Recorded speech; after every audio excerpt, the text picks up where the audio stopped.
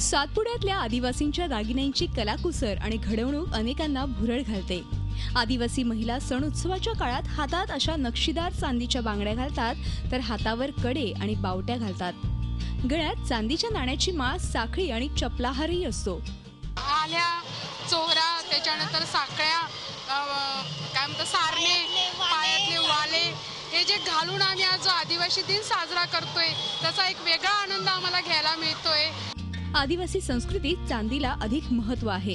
त्यातल्या त्यात चांदीची नथ, नाण्याचा हार हे तर आदिवासी संस्कृतीचं वैभवाचं प्रतीक मानलं जातं। लग्न कार्य असो की अन्य कुठल्याही कार्यक्रमात आदिवासी चांदीच खरेदी करतात। सोन्याच्या दागिन्यांना महत्त्व महत्त्व एवढं देत नसून चांदीच्या दागिन्यांना खूप जास्त महत्त्व देतात।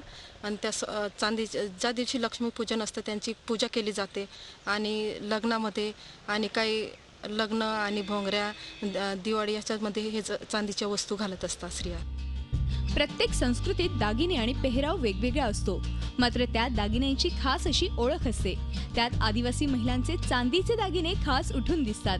त्यांची घडवण्याची पद्धत वेगळी असल्यानं ते दागिने नंदुरबारच्या आदिवासी संस्कृतीची ओळख झाली आहेत। प्रशांत परदेशीसह bureau report, Zee media, Nandurbar. Zee 24 तास रहा एक पाऊल पुढे।